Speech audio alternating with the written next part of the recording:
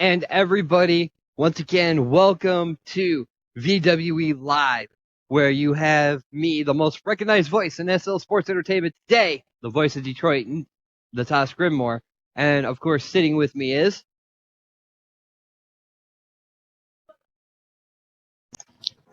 Slick Vic Romano! Mono!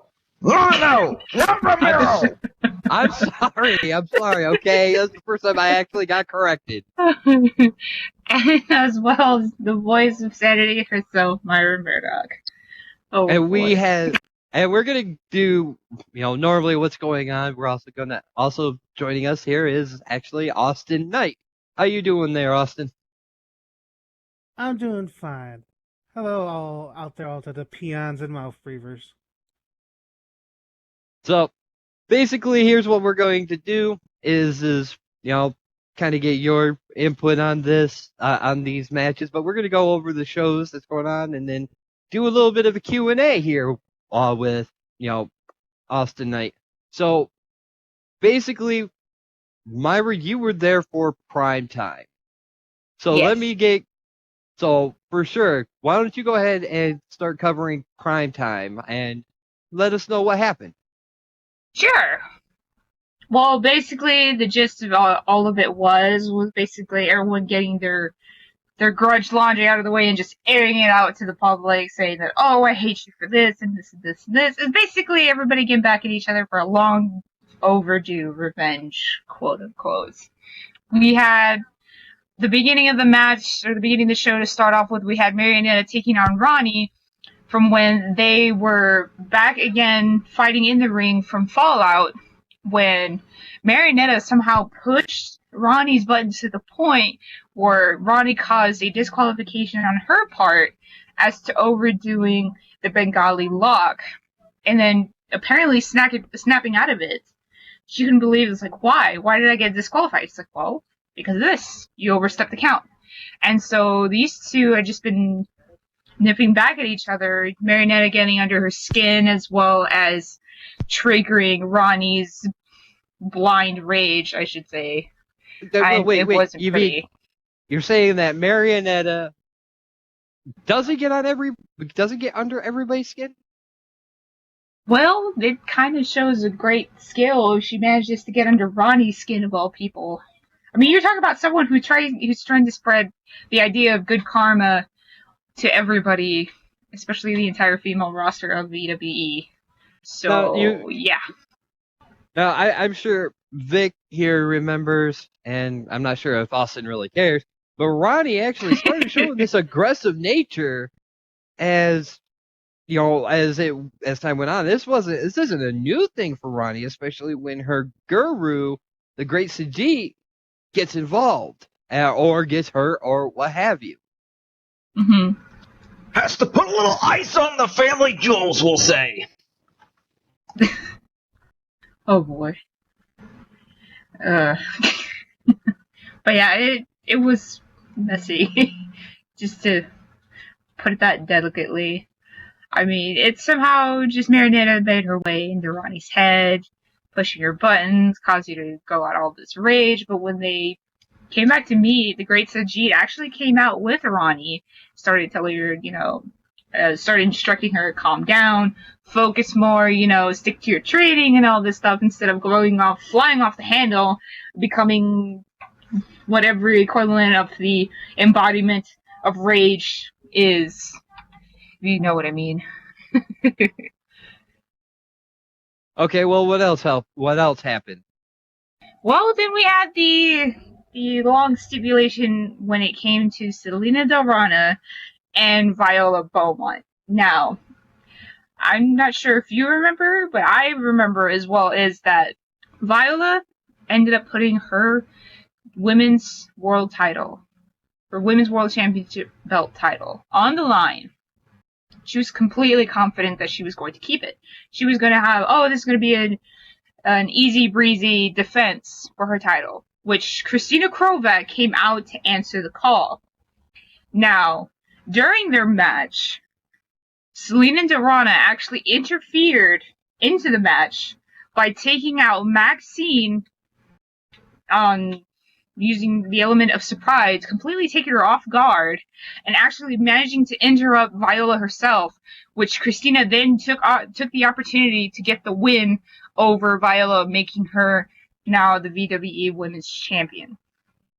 And the only reason Selena did so is to get back at Viola for causing an injury, causing her to leave VWE for a good while. Now, of all people, I can pretty much sure that Viola is not too happy about this, but in a sense, she kind of had this coming. But in all, yeah, it was pretty brutal.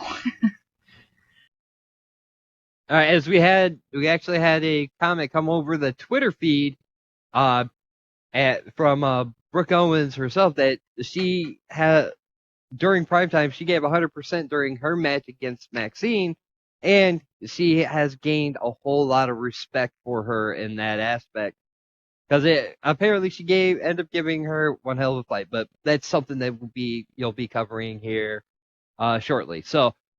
Just got to get that out there. And once again, folks, if you have a comment or you have any questions for us, go ahead and, get to your Twitter account and go to hashtag, tweet your message to hashtag VWE Live, and we'll get them up on the screen and even read them to you. So, but go ahead there, Myra, and continue on.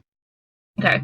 As for we have the third oncoming match, we had Ren Blackheart taking on William Naples. Now, beforehand, William has been pretty known to be quite fast on his feet. He has agility up to the max on his side.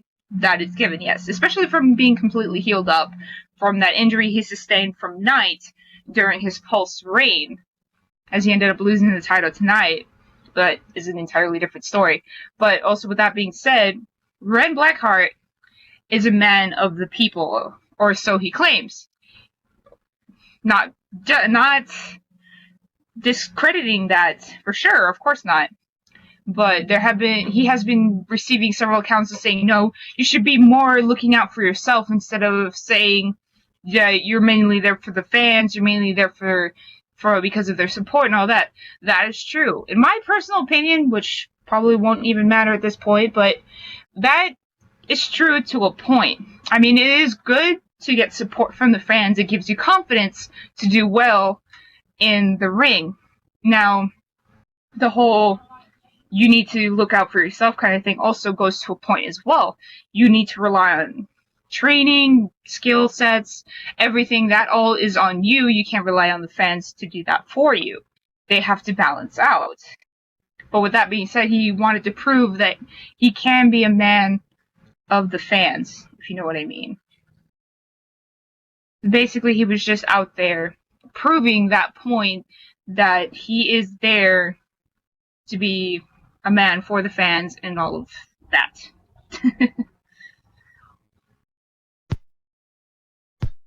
Well, that's the thing with Ren Blackheart is after his little run there on... what was that?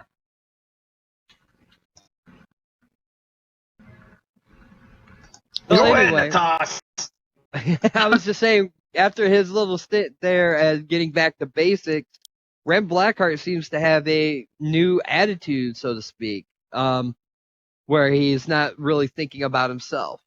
But William Naples is, but I mean, he doesn't seem to be going with the whole thing of, hey, what's best for Blackheart. He's got this new attitude, this new vigor. And in his stint there in Pulse, he said he was getting back to basics. So, it's kind of real interesting to kind of see this, especially against like William Naples, who seems to feed off the crowd. Yeah, and that's basically what he has going for him. And that's what basically is giving his momentum rolling. That's what puts the air under his wings, so to speak. We want to use that very phrase loosely. If you ask me, between these two and the way they've developed and come back with the new swagger to both of them, it was this fight between them was more than a wrestling match. It was a battle of the charisma. Pretty much. As you said, Red Blackheart is a man of the fans. He's a man of the people. But then you have William Naples, trying to appeal to the crowd and be charismatic. So it's really to see who can win the crowd over more. I couldn't put it better myself. That's pretty much the basic gist of it at all. So what ended up happening there? Now I've seen that there was a Ludi and Kurt and Stuart were involved in something. Oh, yeah. Well, it just so happens, moreover, that the only reason why Ludi bought his 5 minutes of airtime, he wanted to, I suppose, inform of everyone of that what Kurt did was completely wrong. He hurt an innocent victim who was injured as well, and it was completely wrong in him, and he was just going on and on and on. And of course, Kurt, responding the way he would normally respond, he was like, "Oh, if you think you're hurting now, I'll go ahead and snap your neck and end the pain for you."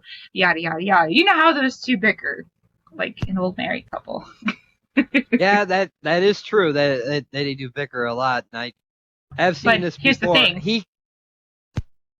Here's the thing, though, that he's actually wanting to sue Kurt, which, by technicality, he has the right to do so, because Ludi is not an official wrestler here at VWE, and Kurt is causing him to actually, supposedly hurt an innocent bystander, which, of course, he successfully sued him. But the thing he didn't realize is that for what he sued Kurt for, what didn't even make a dent as to what Kurt ended up getting from Wrestle Series. So the whole sue thing kind of just blew over in the wind, so to speak. So that's basically it. Well, all I know is this Kurt needs to be careful because, once again, it is the fact that Ludi hasn't signed that contract yet. And, this could still come back over onto VWE itself. So Kurt needs to be really, really careful on how he handles these things. He can't be a hothead like that, not until Ludi actually signs that contract. When he signs the contract, but that's a whole different story in itself. But to finally top the primetime cake on all of it, we had Brooke Owens finally defending her Radiance Championship title for the first time and managing to successfully defend it against Maxine. Now, the only reason she has defended it from Maxine is because they've gone to a stipulation to where Alexandra has proven herself that she can do more on her own than she was giving Brooke credit for. Now, that's understandable, yes. So the stipulation is that I will believe you that you can hold your own if you were to face off Maxine. And in the end, she did so. That basically put Alexandra's money where her mouth was, so to speak. I could be using that term loosely, but she successfully managed to defend her Radiance Championship title for the first time.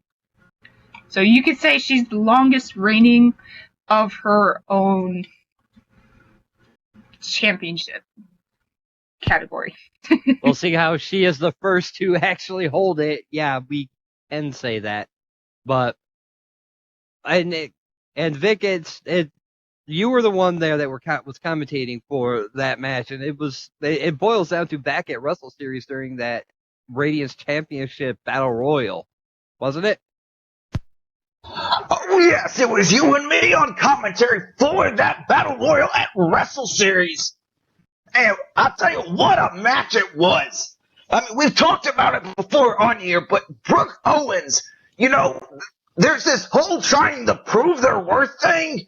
What did Brooke Owens have to prove at all? She did it when she beat him 2-on-1 at Wrestle Series and won that title. What does Brooke have to prove to these two? If anything, these two have to prove to Brooke that they can challenge her for that title by themselves instead of the both of them. Because frankly, basically it. Brooke beat both of them at Wrestle Series. She eliminated both of them.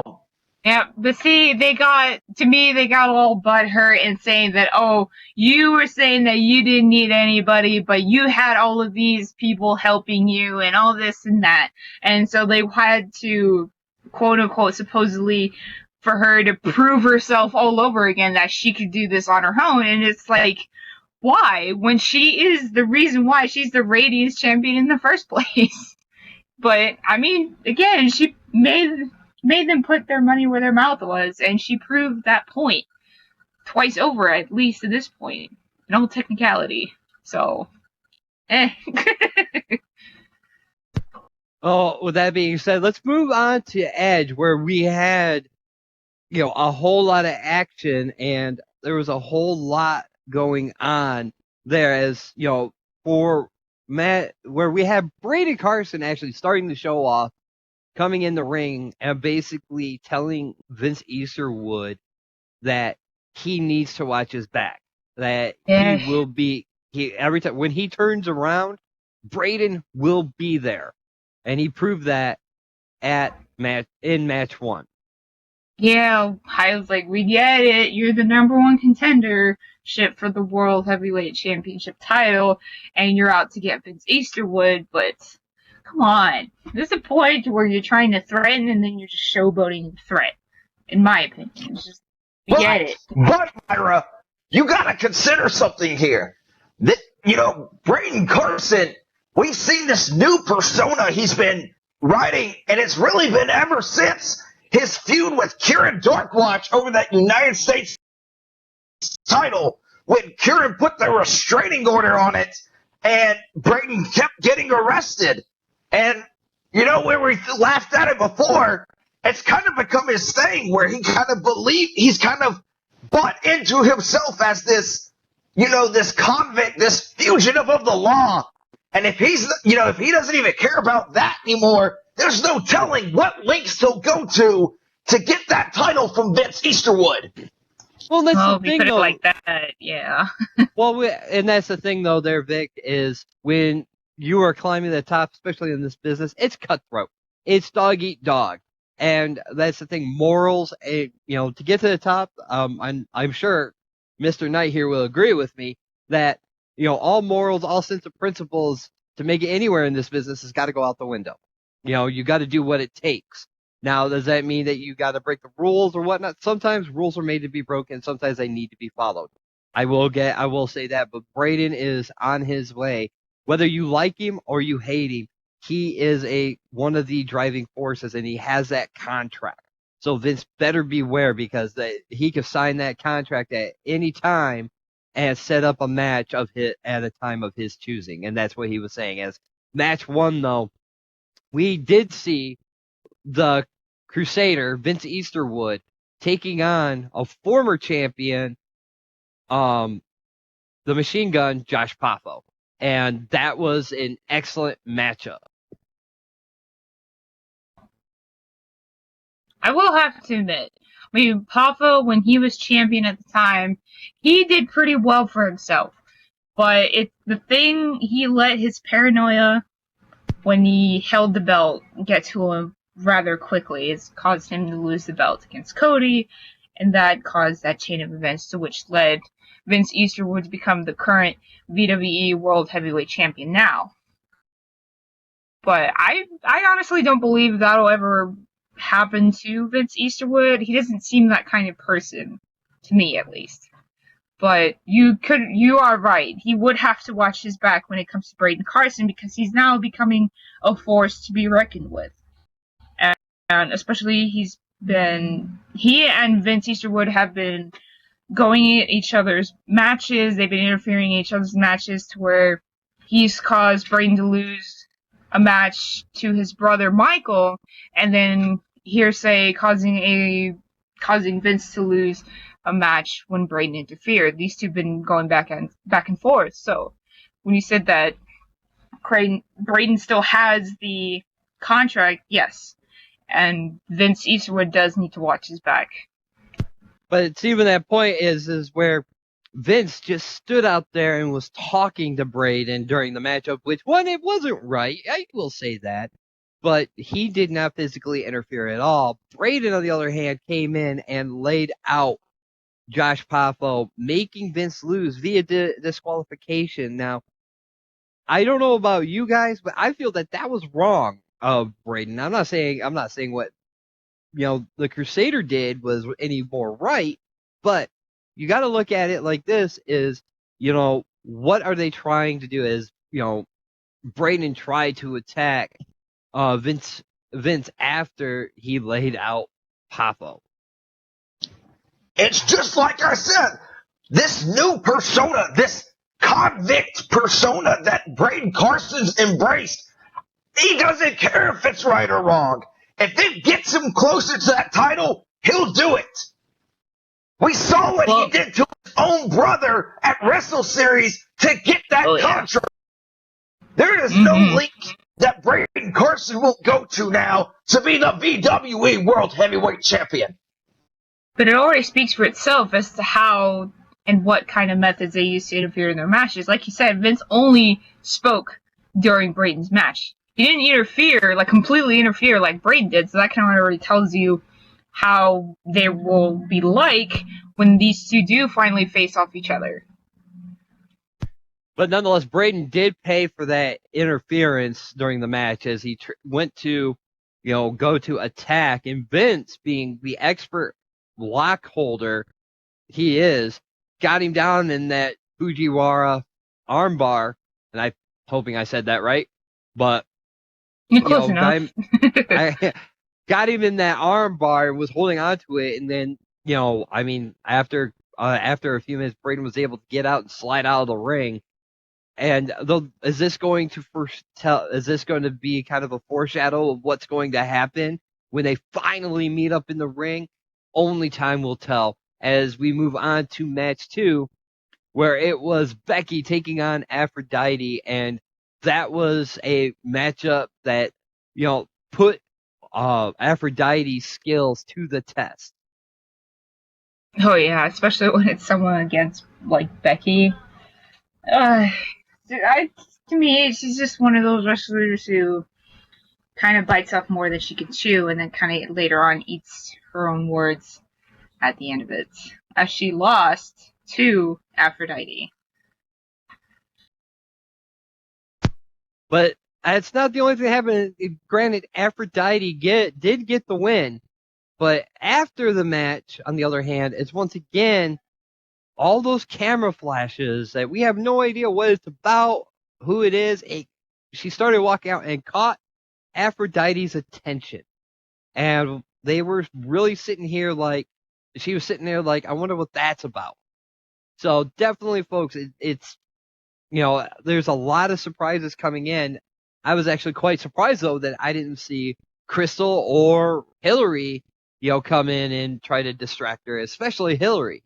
But there might be a reason why, as right afterwards, though, Ri Kurihara was being interviewed backstage while she was lifting weights.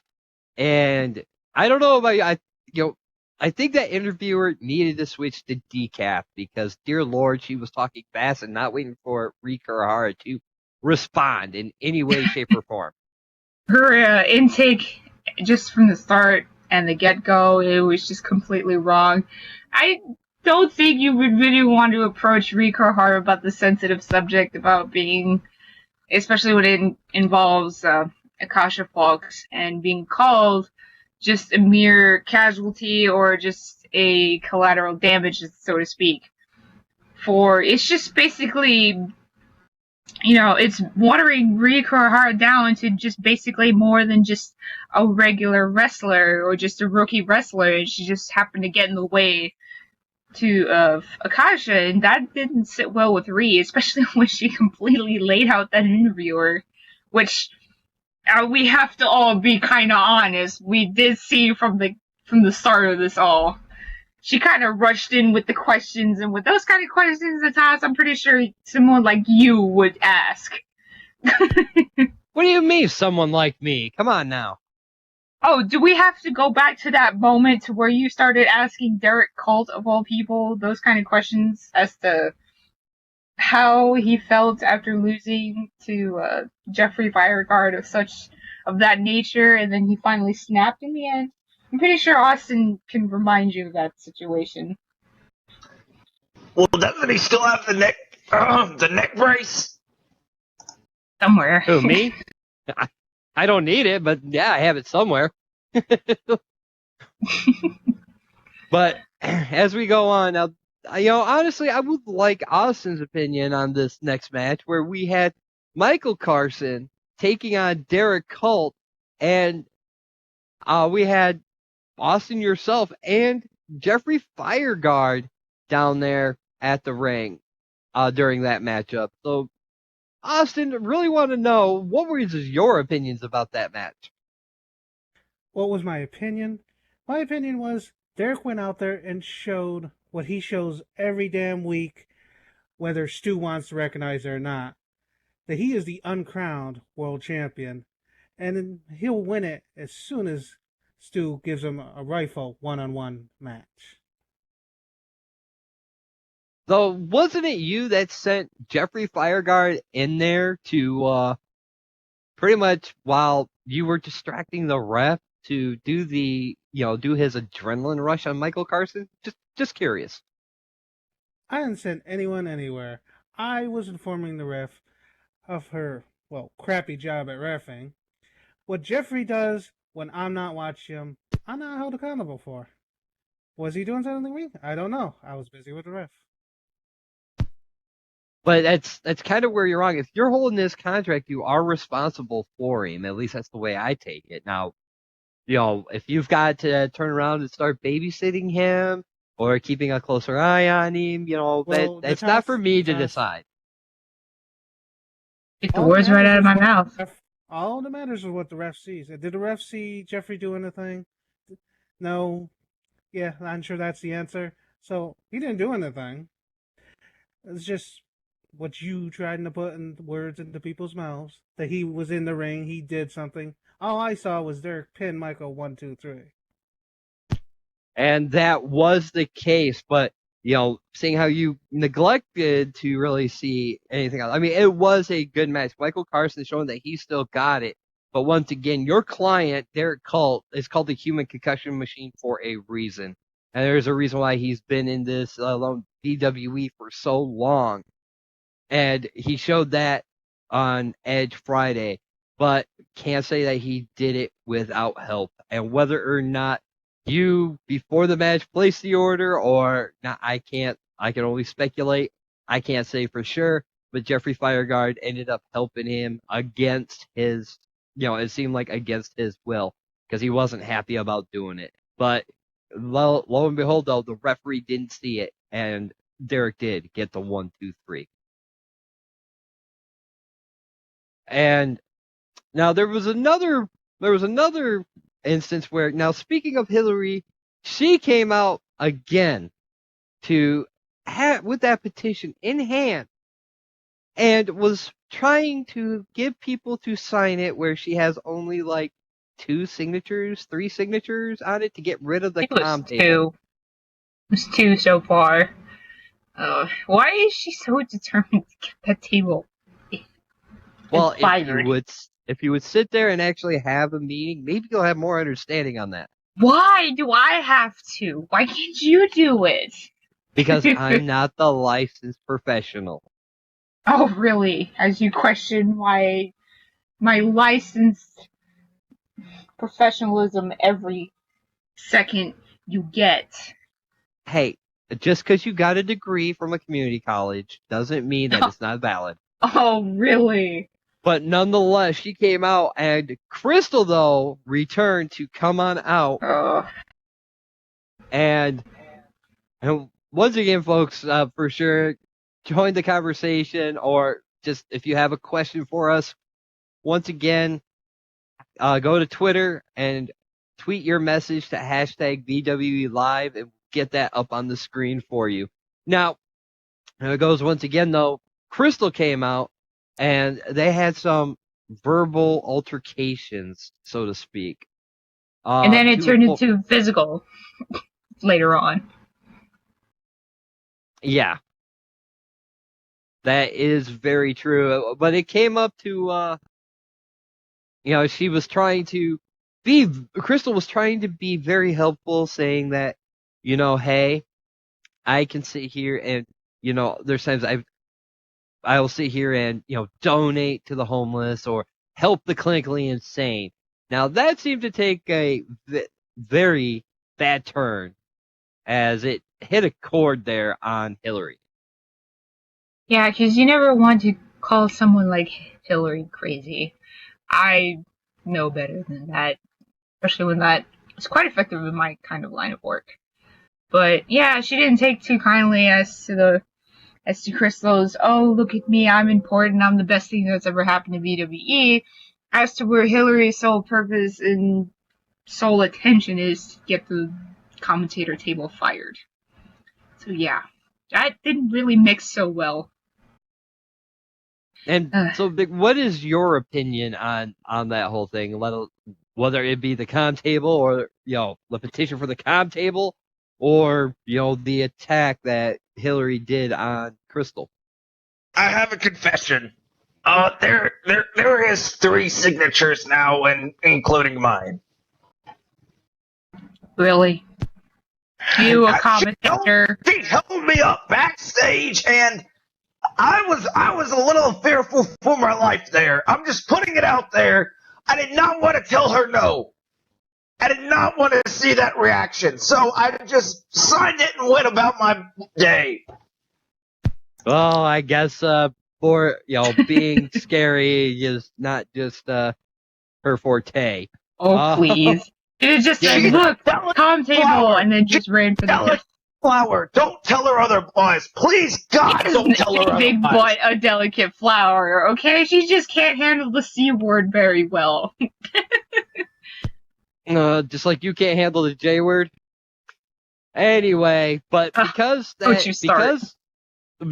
of that attack by Hillary, Crystal had a match against Christina Krovac, the VW Women's Champion, and she managed to hold her own, in that matchup, even though receiving that beating from Hillary just before.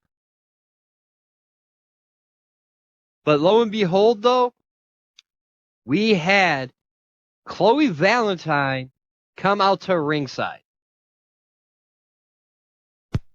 Yes, for some reason she seems very insistent upon wanting to take a selfie with Christina literally at the middle of the match, where she basically was hanging off the apron. She literally took that moment to lift her phone and was like, selfie! I was like, what? Well, it's like I said, I mean, that phone that she has looks like it's outdated. Looks like one of those prepaid phones. I mean, I'm sure the phone isn't, it's got not great on pixels. I mean, a lot of the phones have better pixelations and whatnot. But yeah, she picked a wrong time to sit there and. She just wanted a picture. What's so bad about that?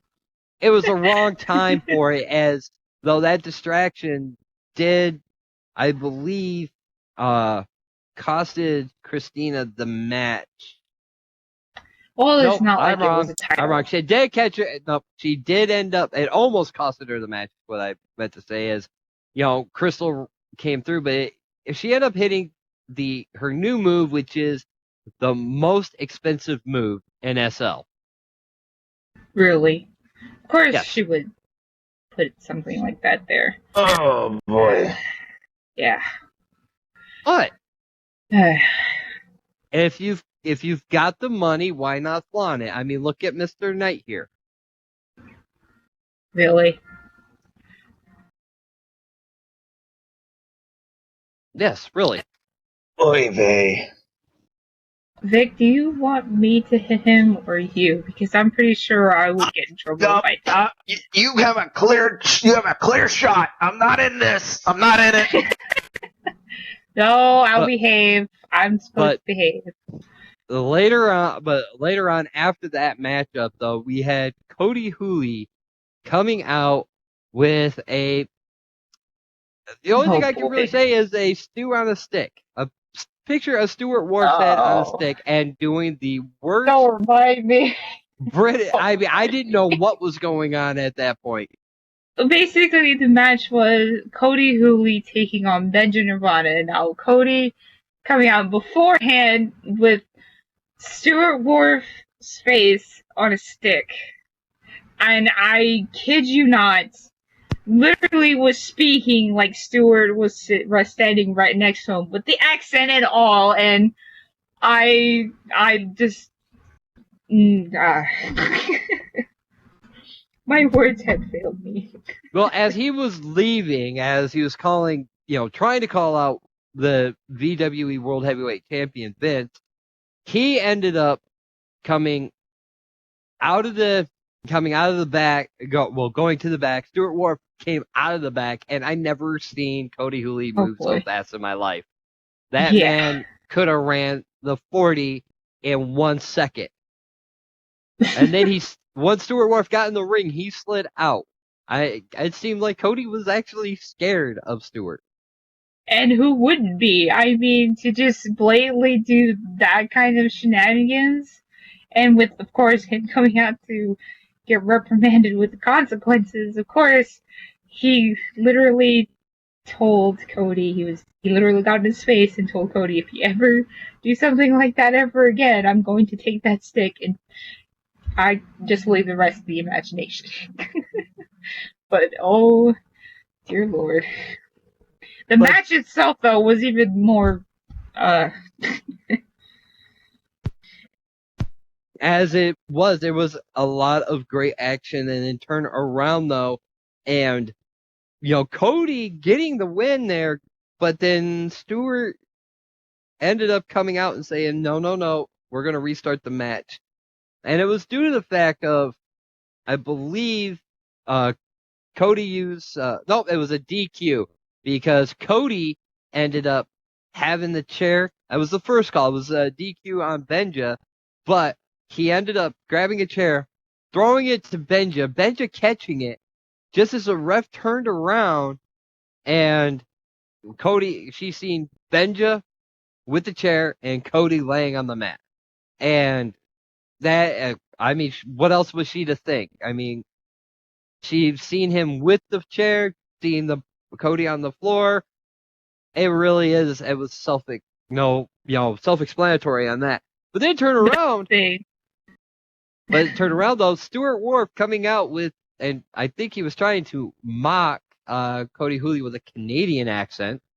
Said that he was going to told him to get back into the ring because he's going to restart that match because he watched it on the screen backstage. So then it definitely turned around, and shortly after, though, catching Benja with that pop-up power bomb, or Benja catching Cody with that pop-up power bomb, and Cody ended up winning with the 1-2-3. I don't think Cody is is falling from grace, so to speak. You mean Benja won with the 1-2-3? Isn't that what I said? You said Cody. Well, yes, Benja won with the 1-2-3. I could have sworn I said Benja won, but whatever. You're right. But nonetheless, it seems a lot like Cody is falling from grace, so to speak. I think he's already fallen since after Wrestle Series. I mean, his rematch after Wrestle Series. At that point, he was already at rock bottom, so to speak. Just so desperately trying to get back to his holy throne that he considers himself God. But again, that's neither here nor there. But always just happens to show up at this particular moment when it involves him. I didn't think you could get it any more crazy. I thought the max of it was before Wrestle Series when he had the Angel John interview him in the ring that apparently we couldn't see, but he did, and then proceeded to end up super kicking this invisible angel that was interviewing him. I thought that was it. And then he comes out with stew on a stick, and I don't know. What do you? How do you respond to that? With a heavy dose of medication slipped into his food and/or drinks. I wasn't gonna go there.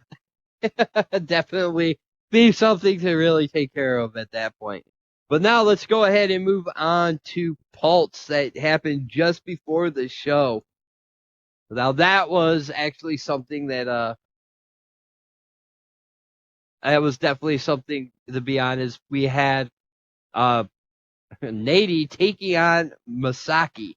Now that was a very well-paced match, but Masaki got the win. We got the win over Nady. Yeah. I like how you're not going to try to botch it up, so you just wait until I say it. But, you know, it's still something. Hey, it's a start. But then turn around, though, and we had Drake Edwards taking on Chad. Chad, yes, thank you. Sorry. I know. Oh my gosh. Selective amnesia. Right? And Drake Edwards, coming from DIE, taking on Chad, that was kind of a real big deal, but it was a great match, back and forth, kicks and strikes and whatnot, but then turn around and Drake ended up catching him with that Dragon Rising kick and hitting him for the 1-2-3. But the point of the biggest point of this is the fact that Hamaso came down, found his horse, rode it to stage, rode it out to the ring, and then turned around and went in and gave Drake that blue thunder bomb of his and laying him out, telling him not to touch his horse again before riding off into the sunset, so to speak. Or to backstage, but you know. I almost got ran over by that horse backstage.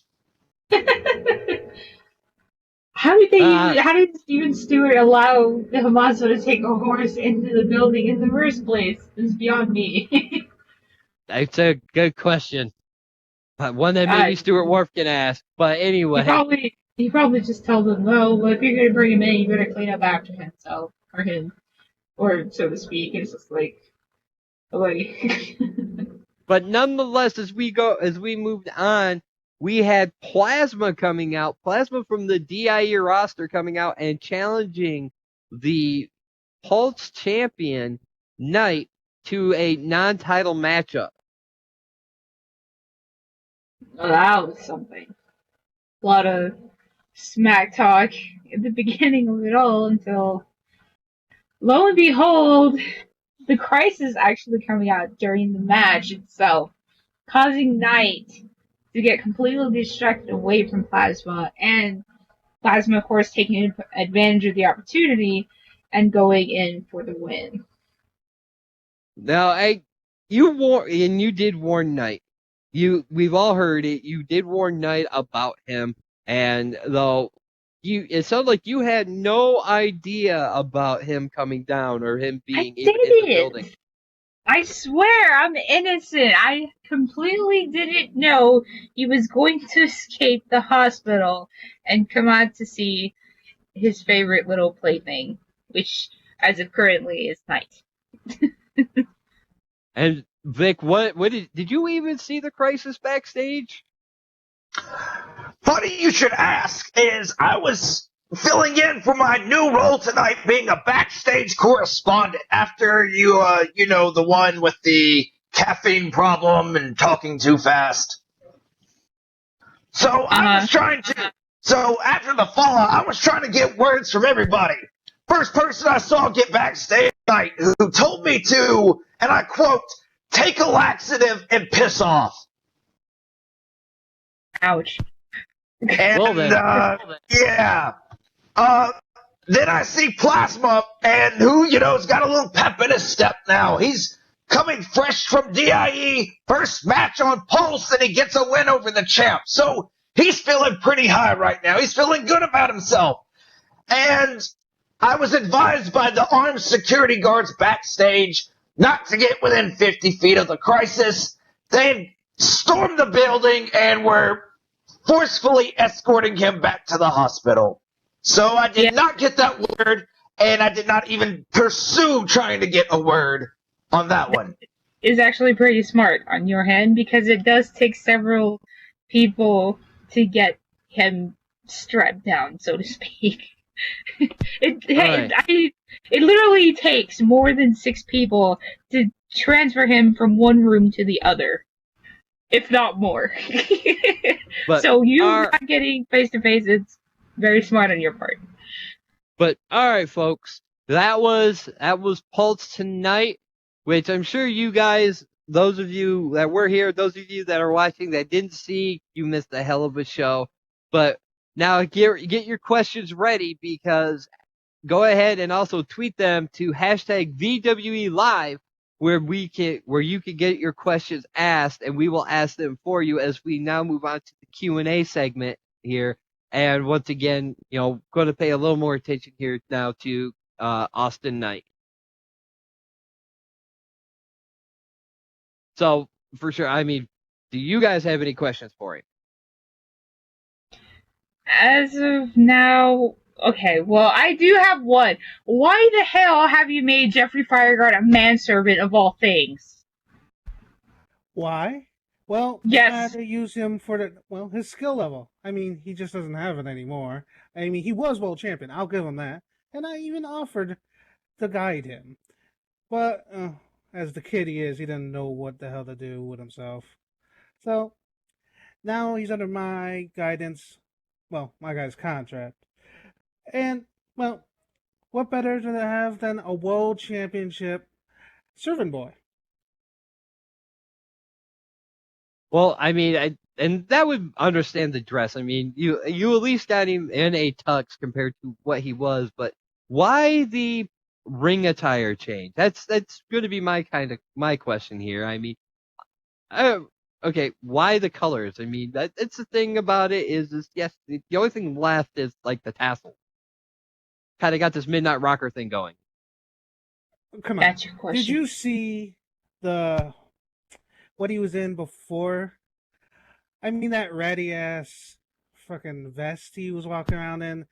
Hell, those tights were falling apart. The boots, all the dirt on them. I could not have somebody who's under my contract walk around in that kind of filth. He representing me when he goes out there. So, never mind. Well, this game ordered it, and hey, I think it looks great. Well, this question comes from the Twitter feed as, or basically a comment. Derek could have all the opportunities in the world if he wanted, if he didn't align himself with the bottom feeder of the industry. I think they're referencing you. Ouch. That's funny. Derek, he might be getting Walter's shot if, Stewart would just take the time to give him a shot. I mean, who has beaten Derek since he's gotten a new attitude? No one. Maybe a fluke win when Jeffrey was trying to be a funny little guy, but we took care of Jeffrey at Wrestle Series. We've shown that he deserves those world title shots. And we've shown that Stu is pretty damn biased. Well, now, and what is going to keep, what are your measures to keep, I guess, Jeffrey in line? Due to the fact of, it seems like a person has so much that he can take, and you don't seem to be liking a lot of the orders you're giving. What measures have you taken to make sure that he doesn't, stays in line and does what you say? Well, obviously, you see that he's not accompanied me here tonight. Because, he's done a pretty crappy job of doing what I've been asking him. So, I've had him take a nice class so he can get me some actual classy tea. Not that shit he was talking to me the other nights. But, as to how I'm going to handle him, if you were paying attention to after the match, I'm going to make sure to teach him a lesson, as a certain special someone is going to get the hands on him next week on Edge. Okay, this next question is off of Twitter. Austin, how does it feel to look like the sinister minister? Also, who would win, Derek Colt or Ludi Graves? And it's from hashtag Team Awesome. Okay, well, Of honestly, course. I don't give a damn what anyone thinks I look like, because I've looked around in their ratty ass jeans and all sorts in the crowd, so I don't give a crap what they think I look like. And as for Derek versus Ludi, that answer was answered way back in a couple of Wrestle Series ago when Derek beat him for a world title. Ludi's the past, and he always will be. No, that's definitely. I mean, but yet he may also be the future. The way that he's going, when he finally signs that VWE contract, is that somebody? Are you all still looking for new prospects?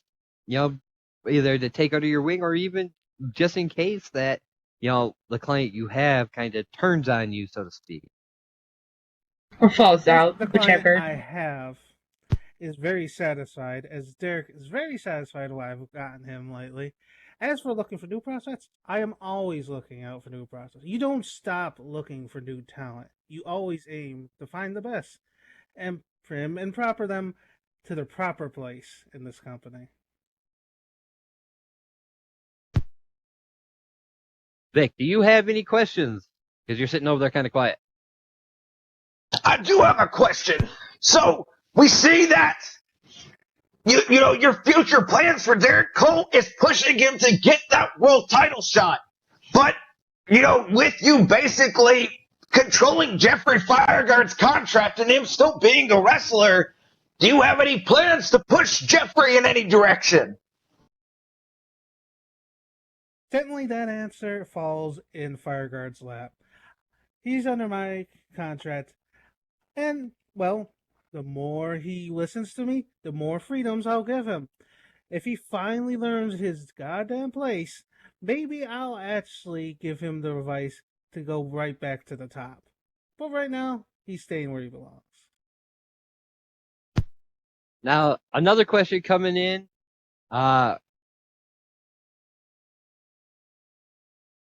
Vic, why Okay. don't you go? Yeah, go ahead and take care of that question. Why? So, okay. But why Derek? We know the accomplishments of Derek Cole. Everybody does. He's a legend. Multiple time world champion, multiple time Elimination Royale winner. Why does Derek Cole, of all people, the accomplished champion he is in multiple sports, need you? What are you giving him that Derek didn't have already? Oh, I'll never dismiss anything Derek did before I took him as a client. He's a Grand Slam champion. He has all the skills to be right on the top.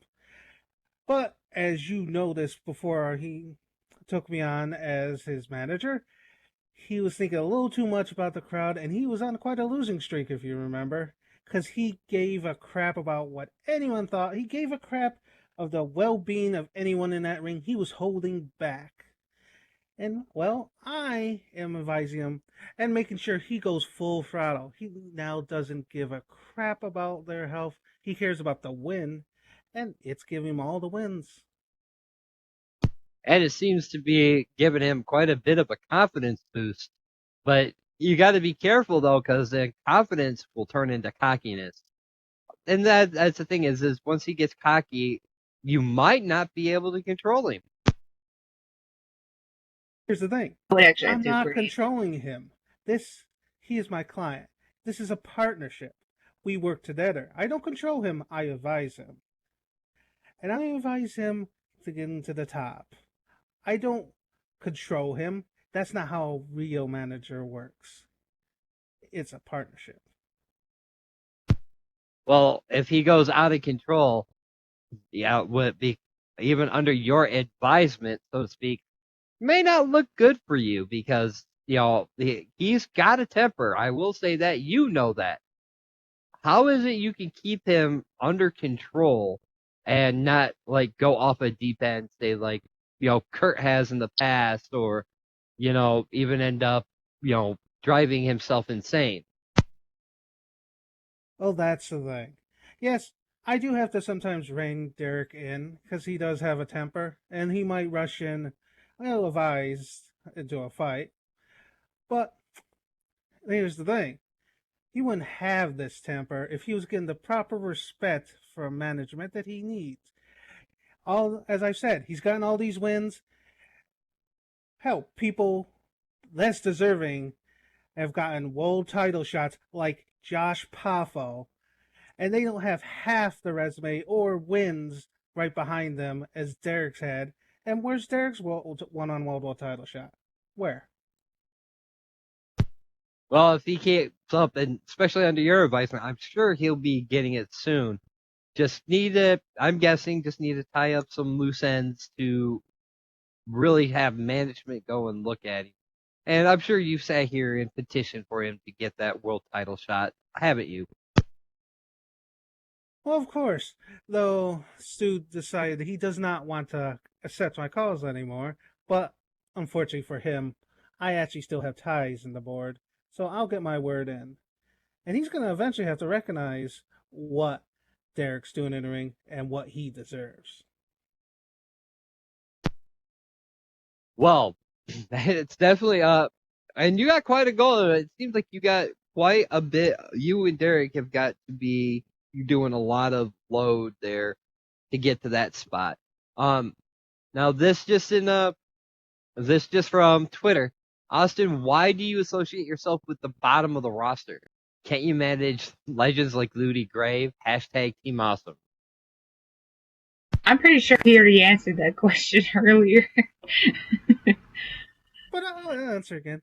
The bottom of the roster, as this tweet said, if you consider a Grand Slam champion, multi-time world champion, Derek has done everything.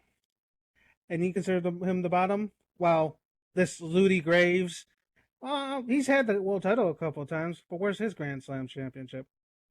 Huh? What has he done? Well, I mean, he just came back, so I mean, there's a lot that he can do.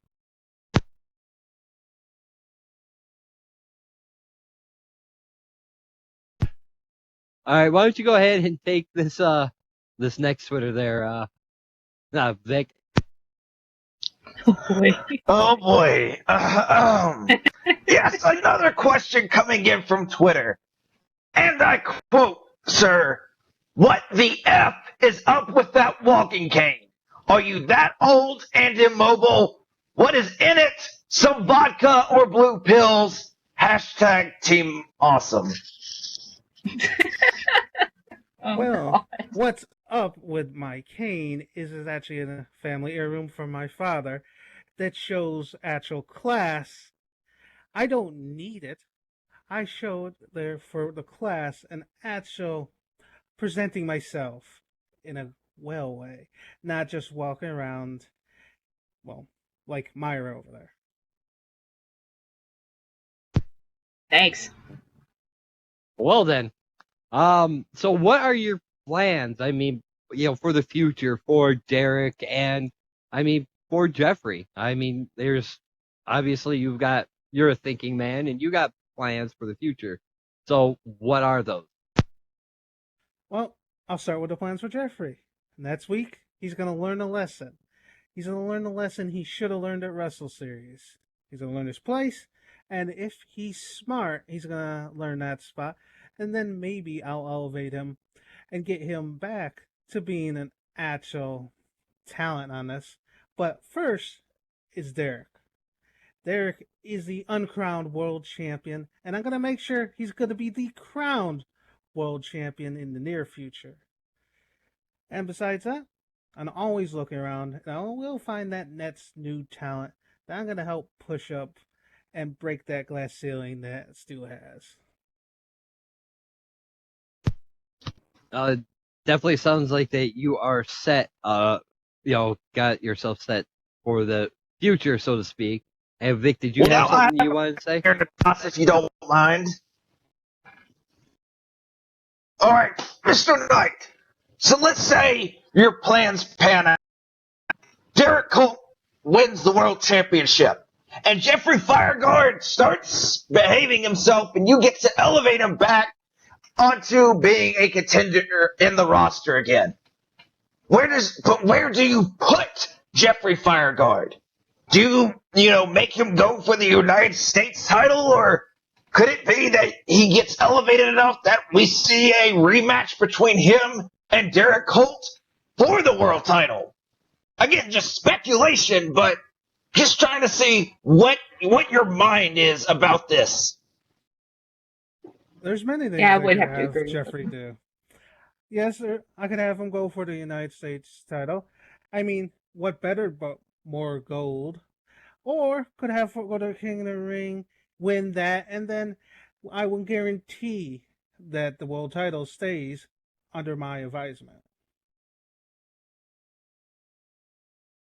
Well, this will be the last Twitter, and dear God, couple questions here. Is this Coke or Pepsi or FMK? Stuart Wharf, Jessica Haikova, or Jeffrey Fireguard? Hashtag Team Awesome.